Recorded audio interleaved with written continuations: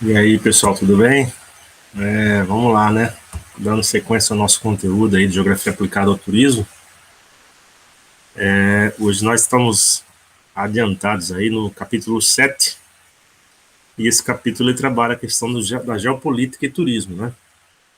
Então, é um capítulo que nós praticamente encerramos o nosso livro texto base, né? E ele vai inicialmente falar o que é a geopolítica. Então, a geopolítica é essa relação que nós temos entre o poder e o Estado. Então, toda a questão política que envolve poder, território, fronteira, questão econômica, comercial, questão militar, muitas vezes questão demográfica que envolve a população, nós chamamos de geopolítica. Tá? Então, todo governo, né, municipal, estadual, federal, ele tem relações internas com o próprio país e relações externas. Então, essas relações, tanto internas como externas, estão dentro do que nós chamamos de geopolítica. Tá? Então, é a relação entre o espaço geográfico e o Estado, quando você rotula a questão do poder, né? O poder político nacional dentro do espaço geográfico daquele país. Tá? Então, a geopolítica tem por finalidade orientar os governos nas questões internacionais e melhorar essas relações, né? Permitir uma análise mais precisa dessas relações. Então, a geopolítica ela pode ser internamente, entre os membros que compõem o país, e também externamente, quando você envolve as relações internacionais. Tá? A importância disso para o turismo. Então, a geopolítica ela surge lá no século XVI, XVII, né? Quando você tem a formação dos estados nacionais, dos países. Então, ali você tem o surgimento do que nós chamamos de geopolítica, porque quando surgem os países, é necessário a organização do poder político e é necessário também a delimitação das fronteiras, dos territórios. Então, você vai ter uma base territorial, onde você vai ter um governo sobre ele, e aí você vai ter uma relação geopolítica. Tá? Esses estados nacionais estão dentro de um sistema chamado Sistema Internacional Moderno, que ocorre a partir do Tratado de Westfália, que foi um tratado que houve lá no século XVII, no qual o objetivo maior era formar os estados nacionais, delimitar lá os territórios e ter uma organização mais exata das áreas territoriais dentro do continente europeu. O continente europeu era um continente com uma série de povos, mas sem territórios definidos. E a partir desse tratado de Westfália, você tem o quê? Você tem a formação, né, dos estados nacionais na Europa e a delimitação dos estados, dos territórios, das fronteiras, o que você estabelece lá o surgimento dos primeiros estados-nações no continente europeu, tá? Algumas dinastias, né, algumas áreas que eram formadas por reinados, monarquias, aos poucos vão desaparecendo e você tem o estabelecimento dos primeiros estados com o governo lá instalados que passam, né, a representar aqueles estados nacionais e você tem essa importância, né, dessa geopolítica naquele momento. A geopolítica ela tem como precursor o Hatzel. O Friedrich Hatzel foi um grande geógrafo no passado, né, que trabalhou o conceito de geopolítica inicialmente. Então, ele é um dos pioneiros da geopolítica. Ele fez uma obra no final do século XIX, né, Geografia Política, e ali ele coloca todas as questões envolvendo os conceitos básicos de geopolítica, né. Então, as fronteiras são importantes naquele momento, né, para que os países tivessem força, eles tinham que ter um território extenso. Muitos, inclusive Hitler, utilizou as ideias de Hatzel para anexar alguns países da Europa, enfim. E Hatzel ele tinha como por característica, né, ele dizer que o território era o chamado espaço vital. Era importante você ter um território rico em recursos naturais, extenso, né, uma forma de você ter poder, né, naquele momento. Tá? Então é o espaço vital na teoria de Hatzel. Alguns fatos geopolíticos foram importantes no século XX, eu vou citar alguns aqui. A Primeira Guerra Mundial, né? Nós sabemos que foi um fato marcante no século XX. Você teve lá 10 milhões de mortes, foi uma guerra no solo, uma guerra que vitimou muita gente no continente europeu, envolvendo a questão imperialista, né, disputa por territórios na África e na Ásia. As nações europeias entraram em conflito devido a essa cobiça por territórios, e foi uma guerra que marcou o início do século XX, né, foi uma guerra que, em um momento dela, ela foi feita totalmente no solo, né, a guerra de trincheiras, onde você tinha soldados ali se enfrentando a campo aberto, né, você teve a vitória de um lado, né, sobre o outro. Então você tinha a Tríplice Entente, a aliança, e houve um lado vitorioso nesse conflito. Aí nós temos outro fato importante, foi a Segunda Guerra Mundial, também dois lados opostos, né, o eixo e os aliados, e você tem lá um grande líder impondo, né, a sua nação o desejo de se tornar uma grande potência, que era o Hitler. Então Hitler usou lá a questão do espaço vital e disse que era necessário conquistar todo o continente europeu. Então, pouco a pouco, o exército alemão começa a invadir territórios vizinhos e tem início a Segunda Guerra Mundial. Tá? A Segunda Guerra Mundial foi mais trágica do que a primeira, 50 milhões de mortes, você teve milhões de órfãos mutilados, né, sequelados, e você teve o final da guerra com a rendição da Itália inicialmente, depois a Alemanha foi derrotada pelo Exército Vermelho Soviético e, por fim, o bombardeio americano a Hiroshima e Nagasaki, em 1945, que terminou com a guerra lá na Ásia também. Aí nós temos, após a Segunda Guerra, o surgimento da ONU, um importante órgão geopolítico, que reúne uma série de países, e a função dela naquele momento era o quê? Era tentar manter a paz e a segurança mundial. A ONU tem uma série de organismos, uma série de entidades, né? Hoje, com a pandemia, a mais famosa delas é a OMS, Organização Mundial de Saúde, né? Mas tem outras entidades, a FAO, a OIT, né? A Unesco, a Unicef, mas tem uma importante aí na questão geopolítica, que é o Conselho de Segurança. O Conselho de Segurança é importante porque ele engloba 15 países membros, sendo 5 permanentes e 10 temporários, que votam as decisões quando há intervenção militar nos países. Tá? Desses 15, 10 são rotativos, são países que ficam 2 anos apenas como membros, depois eles são trocados, e 5 são permanentes. E desses 5 permanentes, eles têm poder não só do voto nas decisões que envolvem intervenções militares, mas também o poder de veto. Eles podem vetar essa decisão. Então, os países são os Estados Unidos, a Rússia, o Reino Unido, a França e a China. Então, por ser um órgão que decide as questões envolvendo intervenção militar, né, é o órgão responsável pela paz e pela segurança internacional, é o principal órgão da ONU.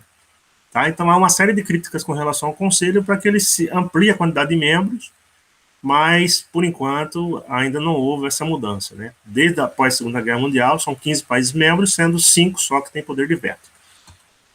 E não mudam, né? Aí nós tivemos, após a Segunda Guerra Mundial, o surgimento da Guerra Fria, foi uma expressão, né, que foi rotulada aí entre 45 e 89, né? A doutrina Truman um discurso que o presidente americano fez em 1947, onde ele disse, o Harry Truman, né, que era necessário conter o socialismo no mundo. Então, a partir daquele discurso, tem-se início a rivalidade entre o socialismo soviético e o capitalismo americano, né? Aqui você tem a simbologia do mundo dividido entre oeste, o ocidente capitalista, e leste, o oriente socialista, né? E aqui os animais que simbolizam, né, essa rivalidade, o urso soviético e a águia americana. Então eles se armaram, disputaram a conquista do espaço, né? Enfim, envolveram-se em uma série de conflitos indiretos, não houve conflitos diretos, e o que nós chamamos de Guerra Fria foi esse momento tenso, momento delicado, momento de ameaças, momento de rivalidade, né, de tensão, mas que de fato não houve a guerra entre as duas superpotências que venceram a Segunda Guerra, né, Estados Unidos e União Soviética. Se houvesse, possivelmente, o mundo estaria, né, destruído, porque a quantidade de arsenais atômicos que eles tinham daria capacidade de destruir a Terra várias vezes. Seria a Terceira Guerra e possivelmente a Guerra Final. E aí nós temos um outro fato que foi aqui, né, a divisão do continente europeu pós-Segunda Guerra. Então, o continente europeu foi dividido em duas porções, a Europa socialista e a Europa capitalista, né, a capitalista que é a verde, e a Europa socialista de vermelho. Então, essa divisão aqui deu origem a uma linha imaginária que separava o continente em duas porções. Então, você tinha os países socialistas aqui, aliados à União Soviética, e os países capitalistas aliados aqui aos Estados Unidos. Então, essa linha divisória aqui que surgiu, né, uma linha divisória imaginária, ela recebeu esse nome, cortina de ferro, uma expressão que foi utilizada, né, para simbolizar a separação do continente europeu, né, em dois, após a Segunda Guerra Mundial, entre dois sistemas ideológicos opostos, né, o capitalismo e o socialismo. A Guerra Fria ela não foi só sentida no continente europeu, ela também foi vista no mundo, né? Aqui na América nós tivemos lá em Cuba a Revolução Cubana, que foi uma revolução que implantou o socialismo em Cuba, foi o primeiro país e o único a adotar o sistema socialista, né? Ernesto Che Guevara, Fidel Castro derrubaram lá o Fulgêncio Batista, que era o líder daquele país, era um país que era totalmente subordinado aos Estados Unidos. E a partir da Revolução Cubana, Cuba se aproxima da União Soviética. Inclusive, um tempo depois, ela sofre um bloqueio, uma série de restrições, e até hoje ela permanece com esse bloqueio aí, porque ela está bem próxima aos Estados Unidos, mas ainda se diz, ainda hoje, né, em 2021, como uma nação socialista. Aqui no Brasil, nós tivemos também respingos da Guerra Fria, né? Nós tivemos alguns governos populares ali, o Dutra, o Getúlio Vargas, o Juscelino, o Jânio Quadros, e por último o Jango, João Goulart. E eles tinham políticas públicas populistas, né, voltadas muito para a população, para o trabalhador, para as classes menos favorecidas, e muitos intelectuais, principalmente ligados à elite nacional, achavam que essas ideias eram ideias socialistas. E na década de 60, né, a CIA se instalou aqui no Brasil, teve influência aqui nos órgãos de controle, nos órgãos de defesa, nos órgãos de segurança e contribuiu para o golpe militar de 64. Tá? Então a CIA também estava envolvida no golpe. Aí você teve 21 anos de ditadura militar com os governos militares, não é? Aqui você tem os Costa e Silva, o Médici também, o Geisel, né? Castelo Branco, o último aqui, João Batista Figueiredo, o do meio Médici, né? Então você tem os governos militares aqui, os 5 governos militares, que não foram eleitos pelo povo, mas impostos por uma junta militar.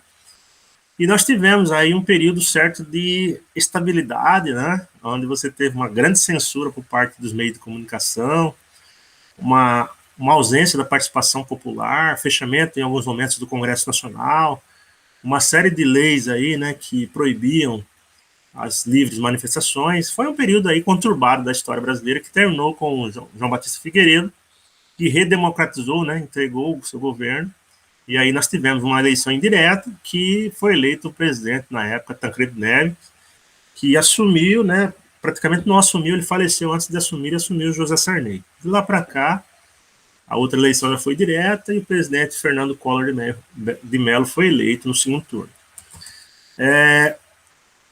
Aí nós temos aqui uma questão envolvendo o continente europeu. O continente europeu tem uma questão geopolítica importante, porque ele recebe muitos imigrantes, não é? E lá tem muita xenofobia. Xenofobia é essa aversão, né? Esse ódio, essa intolerância com relação aos estrangeiros, né? Aos imigrantes, as tradições, a questão econômica desses imigrantes. Ela traz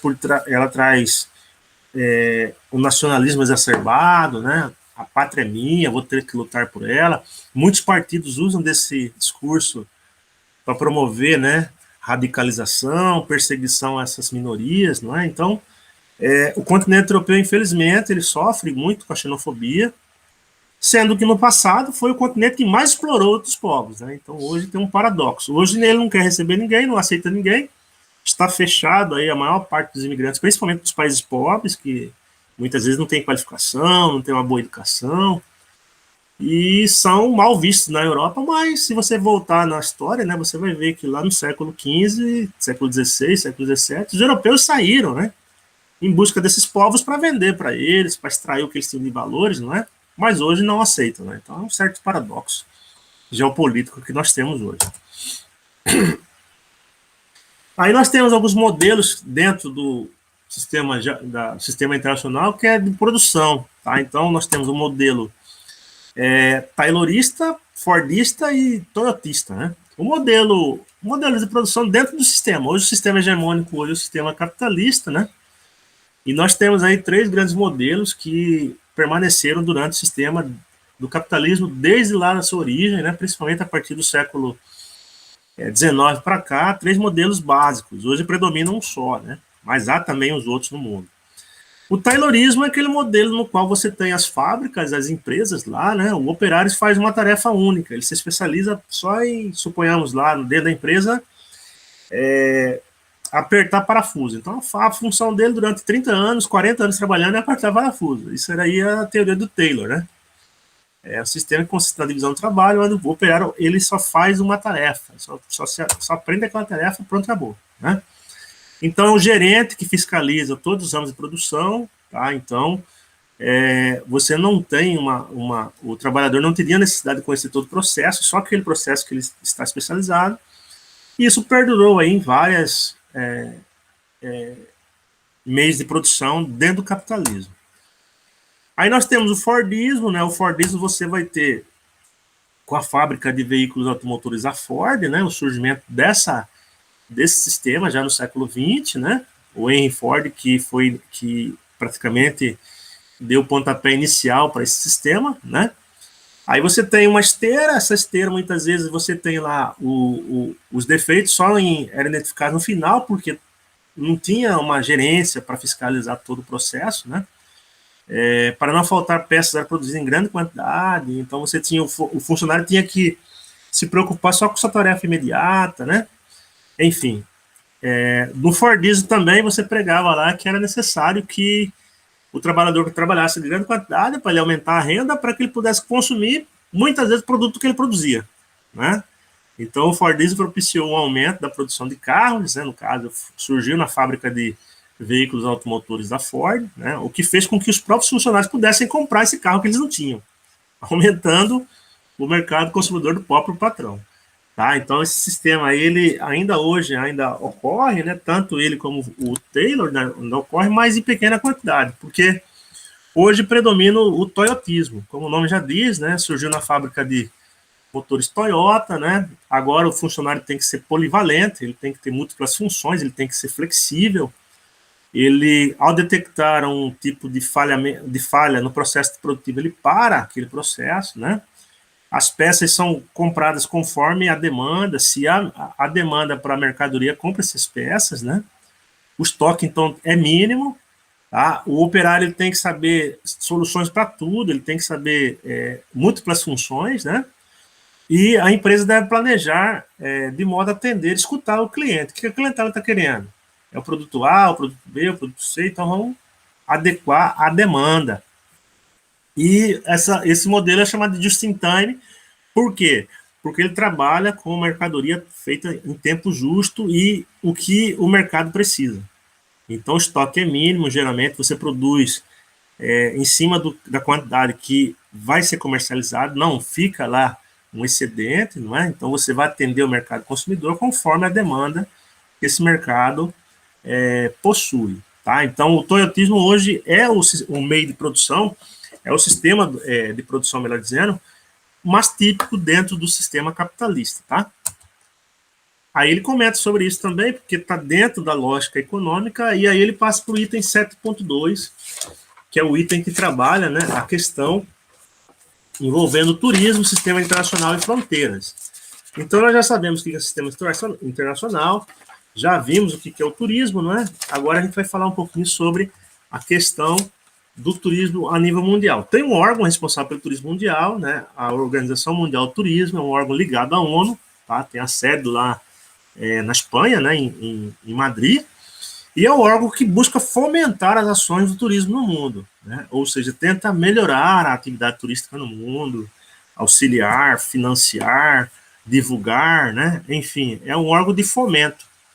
É um órgão, uma agência especializada para fomentar, aumentar, né, a participação do turismo mundial. Tá? Então, vocês viram agora há pouco a ONU, que tem lá o principal órgão, o Conselho de Segurança, mas tem dentro da ONU também, né, dentro das Nações Unidas, a Organização Mundial do Turismo. E dentro dessa organização, nós temos lá uma série de ações que visam, né, aumentar o fluxo de turistas. Mas agora eu passo para a questão mais próxima aqui, lá envolvendo o continente europeu. O continente europeu, ele tem lá um acordo, o Tratado de Schengen, né? Schengen é um tratado que foi feito lá no passado, onde engloba a maior parte dos países da União Europeia, para facilitar o fluxo de turistas lá dentro. Tá? Então é um acordo, é um tratado que busca o quê? Aumentar o fluxo de turistas lá dentro. Aumentou sim, porque praticamente não é necessário passaporte para você viajar para quem é europeu dentro da Europa. Para quem é de fora é necessário algumas exigências, entre elas o visto, algum seguro, né? Para que as pessoas possam visitar o continente europeu. Tá? Então, apesar da Europa restringir uma série de acessos, ela é aberta para visitação, porque ela sabe que o turista, quando vai, ele vai com recursos e gera renda.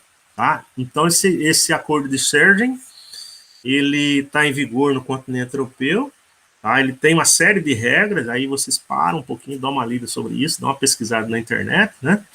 E ele é importante porque ele aumentou o fluxo de turistas não só dentro da Europa, mas a nível de mundo, porque você tem lá o continente europeu com uma diversidade muito grande de países, né? É um continente pequeno, se comparado ao Brasil. É um continente que tem uma grande diversidade cultural, econômica, social, religiosa, linguística, não é? E isso aí atrai, né, a maior parte dos turistas do mundo. A Europa é o continente, né? É um dos continentes que mais recebem turistas ano. E o acordo, ele tem algumas exceções, ele abre o espaço da Europa, mas tem algumas exceções, é que eu coloquei, né?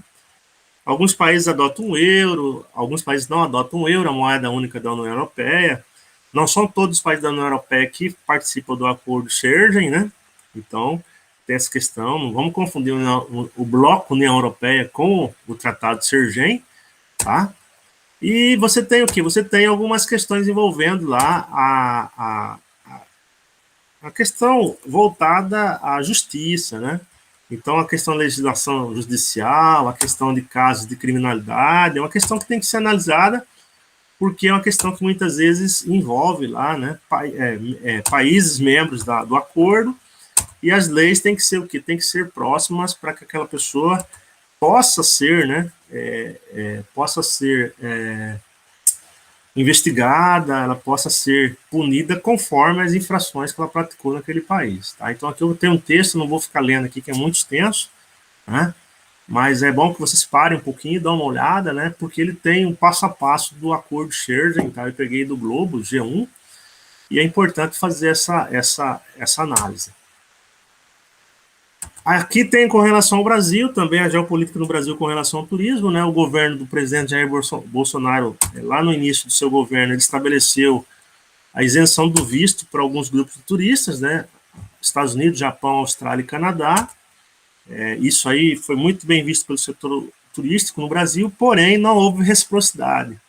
E essa falta de reciprocidade, por outro lado, gerou o quê? Gerou uma série de críticas de parlamentares, de alguns grupos aqui, que acham que quando você tem que liberar a visitação de turistas, o outro país tem que fazer o mesmo, mas não foi isso que foi feito, né? Então, foi uma medida unilateral, que foi bem-vinda pelo setor hoteleiro, pelo setor turístico, mas, por outro lado, teve uma crítica porque não houve reciprocidade. Há uma dificuldade grande para turistas entrarem nos Estados Unidos, tem que ter visto, uma série de burocracia, não é? No Canadá também, e isso aí gera uma certa insegurança para quem vai viajar, né? Não é só recebermos também turistas, é importante também o brasileiro ser aceito lá fora, tá? Então, é importante vocês darem uma olhada nisso aqui, né? Essa isenção dos vistos aí, esses 4 países, 2 americanos, um asiático e um da Oceania. Os principais destinos hoje turísticos do mundo, como eu disse há pouco, se encontram no continente europeu, né? França e Espanha, lá em 2017, eram aqueles que recebiam a maior quantidade de turistas, juntamente com a Itália, né? Entre esses 5, você tinha Estados Unidos e China lá, recebendo uma grande quantidade de turistas, né? Então, a Turquia aumentou a participação muito grande de turistas, né? Ela passou a ser ela era a 10ª em 2016, passou a ser a 8ª em 2017, houve um crescimento. Os Estados Unidos era o segundo, passou a ser o terceiro. Então, houve uma redução dos turistas nos Estados Unidos, né? Então, ali dá para você ver a posição em 2016 e 2017 e o que cresceu nesses dois anos aí. Aqui tem os turistas por bloco, né? Hoje você tem, o que eu falei há pouco, a maior visitação dentro da Europa, cerca de 50% dos turistas hoje, 1 bilhão e 300 milhões de turistas em 2017, 50% deles, 51% vão no continente europeu, né? Gera uma receita lá de 37% dos 100% total, né? 447 bilhões de dólares, de 1 trilhão e 220 bilhões. Aí, em segundo, vem aqui o continente asiático, né? 300 milhões de pessoas em 2017 que visitaram, né? E as Américas, 207 milhões de pessoas. Então, Europa, Ásia e América são os continentes mais visitados. Aí nós temos a África e também o Oriente Médio, que é uma porção, né? É uma porção do continente asiático, correto? Então, o continente mais visitado hoje, devido à sua extensão, né? Muitos países, é o continente europeu. Vocês viram agora há pouco, né? Dos 5 mais visitados em 2017, 3 se encontravam dentro da Europa. Então, isso aí é muito vantajoso porque o turista, como eu disse agora há pouco, gera renda. Então, aqui ele comenta no texto, né, o aumento que houve aí com relação aos últimos dados, houve um aumento aí de turistas em vários locais do mundo, e o turismo envolve aí, né, um percentual interessante de pessoas, né? Então, você tem o quê? Você tem 10% do PIB mundial hoje gira em torno do setor turístico. De cada 10 empregos, um também vem do setor turístico, né? O volume de exportação do turismo supera 1 trilhão de dólares, 1,4 trilhões, não é? Responde por 7% das exportações mundiais e 30% das exportações de serviços. Então, é um setor importante, é um setor estratégico, é um setor relevante. São dados da Organização Mundial do Turismo e tem que ser considerado, sim. E a receita do turismo no mundo vem crescendo. Então, em 2000, era em torno de 500 milhões, aí superou lá, 500 bilhões, superou a casa de 1 trilhão de dólares, né? Superou a casa de 1 trilhão de dólares lá em 2014 para 2015. Então, a receita ano a ano vem crescendo do turismo, porém, nós tivemos, a partir de 2020, né, a pandemia que quebrou, né? Deu uma estagnada no setor, que agora, aos poucos, está voltando, né? Principalmente nos países europeus, mas num ritmo bem menor do que no passado. Então, essa linha de exponencial de crescimento, com certeza, se eu continuar até 2021, vai ter uma queda brusca aí, né? A partir de 2020, devido à pandemia da Covid-19. E aí nós temos, a nível de Brasil, né? A nível de Brasil, o Brasil é um país belíssimo, um país fantástico, tem uma grande riqueza, um grande patrimônio artístico, arquitetônico, cultural, patrimônio material, né? Enfim. Só que é um país que ainda recebe muito pouco turista no mundo, né? Então, aqui tem um gráfico, uma tabela, né, que nós temos de 2012 a 2016, o Brasil recebendo 6,5 milhões de turistas ano, segundo o Ministério do Turismo. É um número pequeno pela exuberância do nosso país, pelo tamanho, né, pela grande biodiversidade, diversidade que nós temos. É um setor que merece atenção por parte dos gestores públicos para que nós possamos aí entrar naquele ranking lá dos países mais visitados, né? Porque o turismo gera renda e aí melhora a vida de toda a cadeia produtiva de um país. A maior parte dos turistas que vêm para o Brasil são vizinhos, né? Se vocês pegarem aqui o ranking, a Argentina lidera, depois os Estados Unidos, depois o Paraguai e Chile, e o quinto é o Uruguai. Então, são países vizinhos que têm a proximidade do Brasil que faz com que haja essa entrada desses vizinhos sul-americanos, né? Então, dos 5 que mais visitam o Brasil, com exceção dos Estados Unidos, o restante são vizinhos aqui de território que entram no Brasil e beneficiam nossa economia. Então, não podemos menosprezar aí os vizinhos sul-americanos, não só esses 4, né? Mas também a Bolívia, a Colômbia, o Peru, né? como os países da América do Norte, o Canadá, o México também, e europeus. Aqui ele coloca a França, o Reino Unido, a Itália, Holanda, que faz com que haja uma visitação no nosso país, mas uma visitação de um número limitado. Eu considero um número pequeno, e poderia ser um pouco maior se houvesse um investimento por parte do poder público, né, uma conscientização da população da boa recepção a esses turistas, né, boas hospedagens, um preço mais acessível, né, enfim, a infraestrutura de aeroportos, de portos, de rodoviárias, né, fosse melhor para que pudesse acomodar melhor esses turistas e eles pudessem ir fazer uma propaganda boa nossa lá fora e atrair mais e mais turistas. Aqui tem outro número do Brasil, né? O turismo gera um grande impacto na economia, principalmente porque gera muito emprego em vários segmentos, não só no setor turístico, tá? A indústria química, a indústria automotiva, a questão da viagem, mineração, bancos, agricultura, construção, serviços, né?